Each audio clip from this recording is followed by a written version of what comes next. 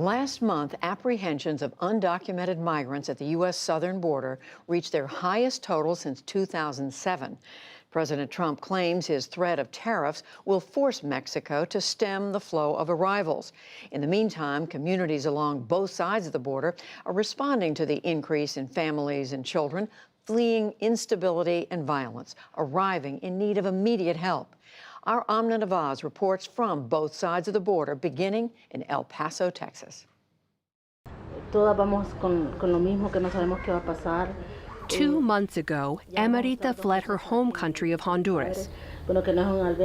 She shows us these scars as evidence of the abuse she suffered. She fears for her life, she says, because she's gay. She crossed illegally into the U.S. seeking asylum, but under a Trump administration policy was sent back to Mexico until her court date. With no money and no support, she sought refuge in this church shelter in Juarez.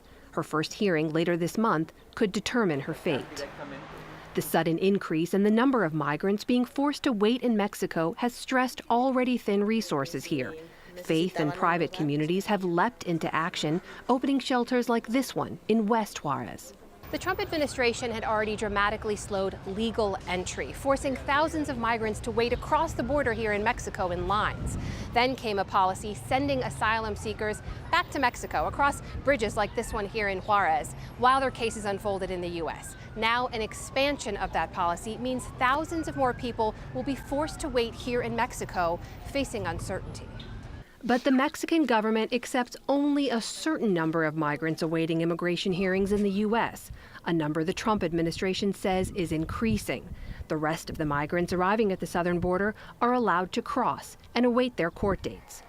Over the border in El Paso, it's a very different scene. She went into labor there. Ruben Garcia, a longtime immigration advocate here, has moved quickly to respond to the influx of families crossing into the U.S., partnering with faith communities and aid groups and fielding private donations. When all the buses have arrived, the vast majority of these cots will be out and they will have someone on them. 500. Border Patrol buses regularly drop off families as they're released from custody, often from outdated, overcrowded, and under-resourced facilities. Most arrive with nothing but the clothes on their backs, and most leave within a day or two to destinations across the country where they'll await their court dates.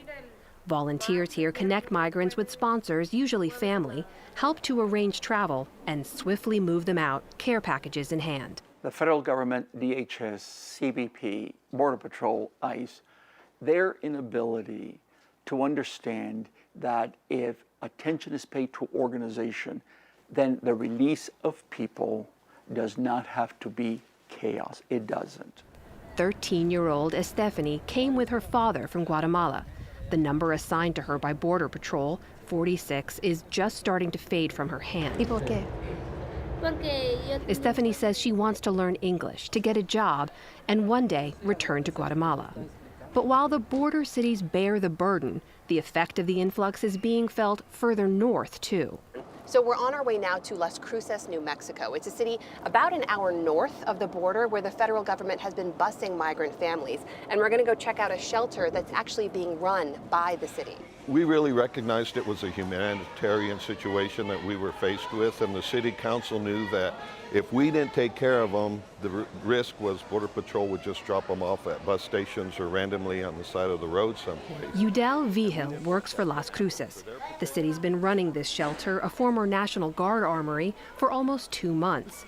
They house roughly 200 people for about 24 to 48 hours, offering a meal, a shower, clean clothes, and medical care, before helping families on to their next step.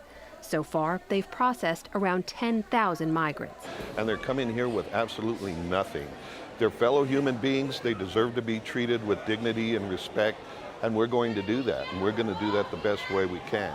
But back in El Paso, Ruben Garcia argues that once migrants are vetted and released from federal custody, it's up to private communities to receive and help them. That's the way, he says, it's always been. But it costs you $30,000 a month just to rent this place? For this one, right? Yes. You really think there are communities out there that can just pull together $30,000 a month? You mean Dallas can't do this? Denver can't do this? It is inconceivable to me that the faith communities of these cities would not, at the drop of a hat, step forward and said, we absolutely can and we absolutely will. People need to understand this whole system is broken. Dee Margo is the mayor of El Paso.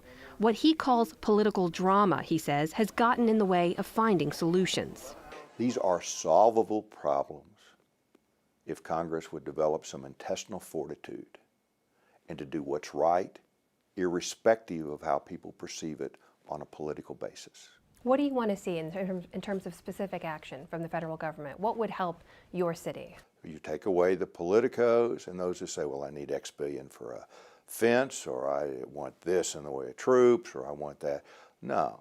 Homeland Security should be given that authority to come up with what the solution is to control our borders, and the resources should be provided by Congress. I didn't hear you say a wall or Mexican tariffs. I don't think that was a viable solution. What would the impact of tariffs, an increase in tariffs, have been on El Paso? Draconian.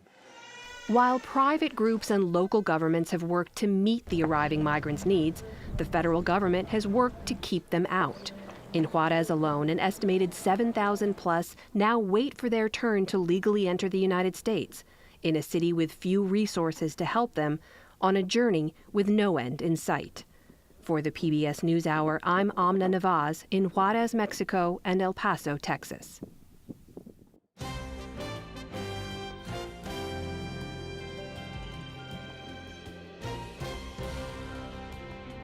There's a controversial law in New York State which allows illegal immigrants to get driver's licenses. Now, I've got to tell you, some county clerks are refusing to issue those licenses to some illegals.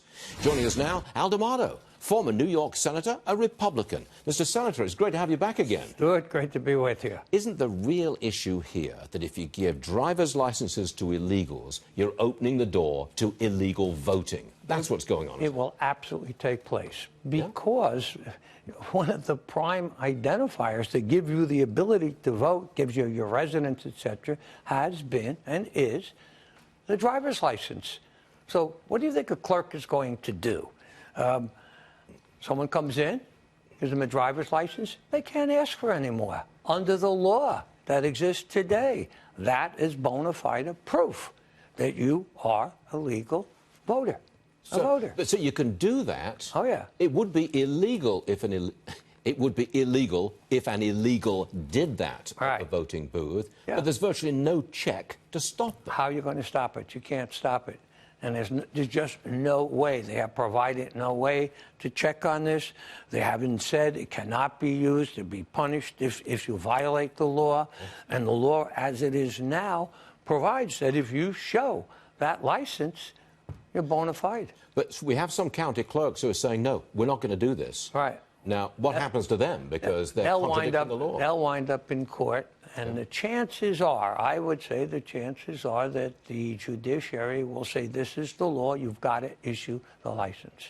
And so you are opening the door. But that's not the least of it. Right here in New York City, do you know what they did? They passed rent control law, which is going to create the abandonment of apartments, because now if somebody wants to repair, the owner wants to fix up the building, he can only get 2% for the money he invests in the improvement. There's not going to be any improvements. And what you're going to do is create slum situations. And you're going to have people losing housing instead of gaining it. That's the kind of stupidity that the legislature engaged in. But that's what happens when a state is run entirely by the Democrats. And New York State is an entirely Democrat state. I'm inclined to ask you, Senator, what happened to the Republican Party in New York? It doesn't exist any longer. Well, let me tell you, you're right. Essentially, this last election wiped out the last vestige of some control. That was the Republicans who had come along with the Democrats, a number of Democrats together to form a coalition. That coalition doesn't exist. The Democrats control the Senate and the Assembly by large margins. And it's not just that they're Democrats, but you have a left wing that doesn't think, because if they were thinking about protecting renters, they wouldn't have passed this law, which makes it impossible for investors to invest in good housing. Do you still live in New York, or have you gone to Florida yet? No. I live in New York. My 2 babies are here. That's right. I'm here as long as I got them here. Senator, it was great to see you back again. Don't be Good such to a be with stranger, you. okay? Oh, I look forward to it. Don't be a stranger. We'll see you soon. So, Right. Thank you. Border officials in the southern United States who have been dealing with the arrival of migrants from Central America for months are now experiencing a new surge of migrants from another part of the world. Men, women, and children from Central Africa have been arriving at the southern border. Many of them fled from the Democratic Republic of Congo and Angola, arriving in San Antonio with stories of government-sanctioned violence at home. The New York Times reports more than 700 migrants from Africa have been apprehended at the Texas border since October of 2018. Manny Fernandez joins me now. He is the Houston bureau chief for the New York Times. So, Manny, why are these migrants fleeing the Congo and Angola and coming here? Well, in some ways, it's the story of migration, sort of around the world right now. A lot of people are fleeing sort of violence, sort of government-led killings, and a lot of people are kind of fleeing for better opportunities in the same way that some of the Central Americans are fleeing. It's quite a difference coming from Africa than coming up through Mexico. So what have you learned about their particular journeys to the U.S.? Absolutely. It's completely different. It's a harrowing journey. It's a harrowing journey for the Central Americans, but for the Central Africans coming from a different continent, it especially was harrowing. A few days ago, I was standing on a downtown San Antonio sidewalk interviewing some of the Africans, and their emotions were raw. Even though they had started their journey, one man said 4 months ago. And standing there in San Antonio, they were in tears. They were talking about being attacked by criminals in the jungles at the border between Colombia and Panama.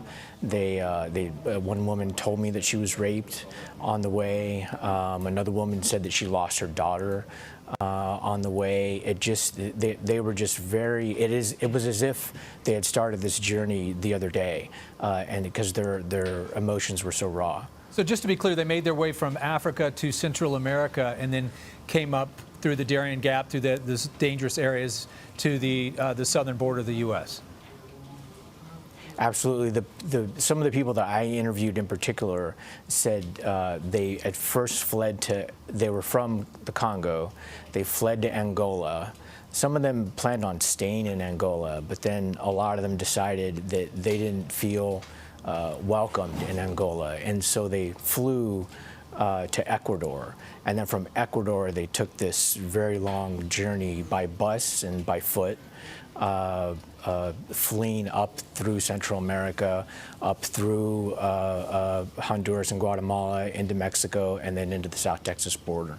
Unbelievable. If that doesn't show desperation, nothing does. But of course, resources on our southern border are stretched thin as a result of the surge of migrants from Central America.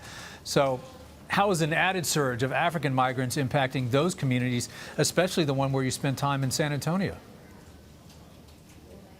Yeah, absolutely. It was having an impact. And, and the grand total of these numbers are fairly small, right? We're talking hundreds. For Central Americans, it's been thousands lately. But just that sort of influx of hundreds in two particular communities has had a big impact. And they've been scrambling for resources, for donated food, for interpreters. And those two communities are San Antonio and a city in Maine called Portland. Portland, Maine has a large Congolese community, and a lot of the Congolese that I interviewed talked about heading to Portland, Maine, and that's where they were headed. So who's funding these trips, sending these people from San Antonio to Portland? Who pays for that? Who pays for the trips from San Antonio to Portland? Yes. A lot of that money is coming from Catholic Charities in San Antonio, which got involved overall in the helping Central American migrants. And Catholic Charities has been there working with the city of San Antonio to provide services, provide transportation. And now that the Africans have come in, they've used some of that money for the Africans as well. So some of that is Catholic Charities buying their bus fare, buying their airfare, and some of that is the City of San Antonio paying for their meals and some of their sort of basic sort of needs. So money's coming from these other places. Is the federal government stepping up in any way to respond to this new African migrant surge? Well, I mean, I guess yes and no, right? The Border Patrol is focused on this, and they have spent resources down at the border, getting interpreters, making sure they're processing the Africans. But in a lot of ways, the complaints I heard from local officials in San Antonio and Portland was basically, where's the federal government in this? And we do need help, and we shouldn't have Catholic Charities spending so much money, paying for this, that the federal government should be taking more of a lead. And so that was a complaint that a lot of the local officials were making. It's our national border, and these seem to be valid refugees. I agree. Manny, thanks so much. Sure. Thank you for having me. Say it. Immigration officials say they don't know anything about a planned roundup of millions of people next week. Well, they know, and they're going to start next week. And when people come into our country and they come in illegally, they have to go out. And everybody's seeing that. And as you know, Mexico's been doing a very good job the last 4 days. They haven't done that in 25 years. They're doing a very good job. I appreciate the job they're doing. Guatemala, likewise, is much different than it was under past administrations. So we'll see how that works out. With all of that being said, the Democrats should get together and solve the asylum problem, which is very easy to solve, and they should solve the loophole problem, also very easy to solve. Joining me now is President of the National Border Patrol Council, Brandon Judd. Great to see you, Brandon. So what can you tell us about the preparations to follow through on President Trump's order? If you look at it, what we're doing is we're targeting those individuals that have already had their day in court. They've already had their opportunity to present their case. They were not found to have a true refugee status or a reason to be in the United States. They were ordered deported by a judge, and frankly, they haven't left. So they're defying the law. They defied the law in the first place by crossing the border illegally. Now they're defying the law by ignoring a judge's order that says that they don't have a right to be here to be deported.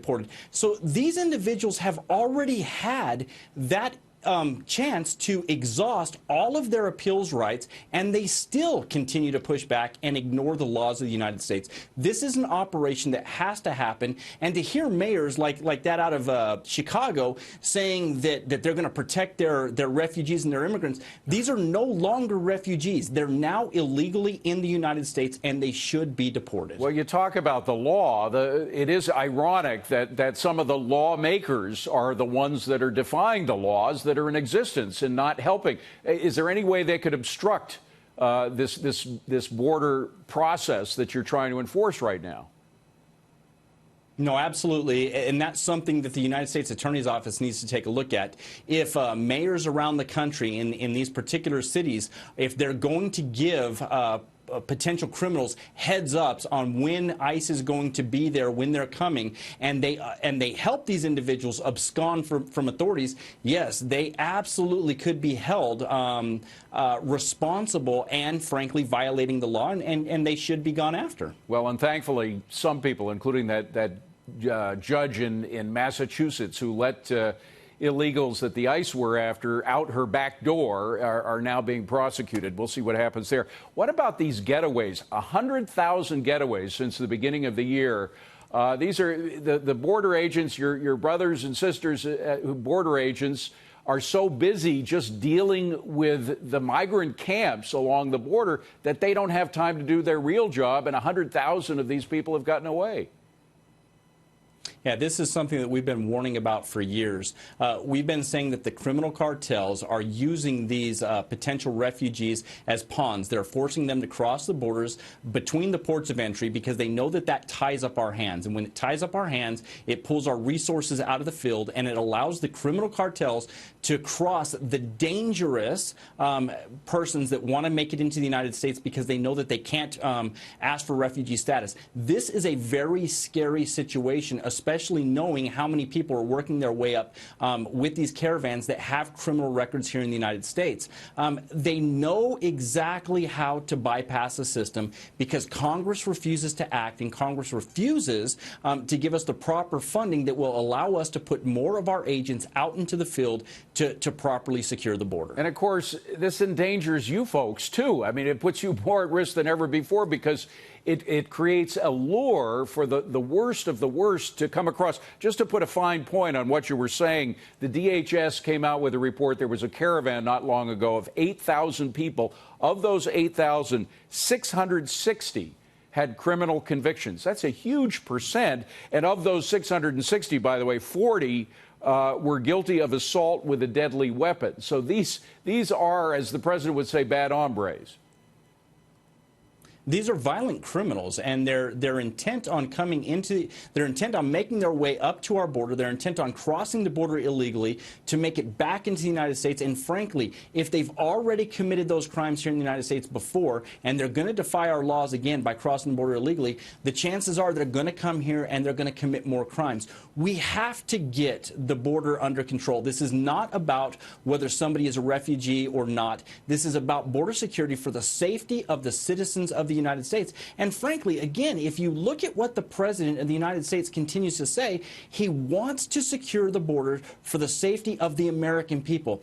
It's funny that he gets torn apart for doing ICE raids, the same type of ICE raids that the Obama administration did. And frankly, you didn't see the Democrats in Congress step up and say he shouldn't be doing these ICE raids. It's only because it's President Trump, and they constantly want to disparage him and show that he's a bad person, when in reality, all he's doing is acting within the laws of the United States that they themselves passed those laws and expect our law enforcement to enforce those laws. Very quickly, we mentioned Texas Governor Abbott. He's planning on deploying 1,000 National Guard troops to help you and your 16,000 brother and sister agents along the border. Is that going to help out? Is that enough? It's absolutely going to help out. If he can send, if one National Guardsman can free up one Border Patrol agent, that's one more Border Patrol agent that we can have on the line protecting the border. And with 1,000, he can potentially free up 1,000 Border Patrol agents that will be out on the line protecting this country. Well, once again, Brandon, thank you for your service and for the 16,000 of your fellow border agents. We really rely on them, and we think the best of them. Thank you very much. Tonight, U.S. Border Patrol is dropping, critics say dumping, families with little children awaiting asylum hearings in 2 small towns in New Mexico. We've received 15,000 people through our shelters in Deming and City of Las Cruces. 15,000 people? 15,000 people. Consider tiny Deming, New Mexico, the poorest city in one of the nation's poorest states. Over Mother's Day weekend, 250 migrants, many of them little kids, were left by Border Patrol officials at the local McDonald's. They had no money, no food, and no idea where they were. In the last month, a staggering 6,700 migrants have been brought to Deming. Town official Chris Bryce is in charge of helping them. A lot of people. We're getting really good at this. Maybe too good at it, That's right? what I'm afraid of. Yeah. Within 24 hours, the town had set up a shelter on the fairgrounds with just about everybody pitching in. How much money are you spending a day? Anywhere from 15 to 17,000 a day. The whole fire department relocated. It's one of the best things I've done as a firefighter. We got a rare look inside this shelter. It represents a shift in federal policy. The feds used to be the only ones running shelters and paying for them. Remember, this is not a federally run detention center. It's a shelter where families spend a few days until moving in with a U.S. sponsor while waiting for their asylum hearings. These families, we've agreed not to show their faces due to security concerns, say they have fled to the U.S. in fear for their lives. Most here spent 2 months traveling from Guatemala or Honduras, like Betsy. Y nos querían matar a nosotros también con mis niños. We left because my family was under threat by drug traffickers. They killed my brother. They came to my home. They took us out of our home. They tried to kill us, so we had to run for our lives. I see the tears. Her murdered brother, she tells us, had fled to the U.S., but was sent back. The only smile on Betsy's face when she spoke about this child-friendly space created by Save the Children. The first time in their 100-year history they've responded to a humanitarian crisis right here inside the U.S. Barbara Amirati ran a space like this in Afghanistan. It tugs at your heartstrings.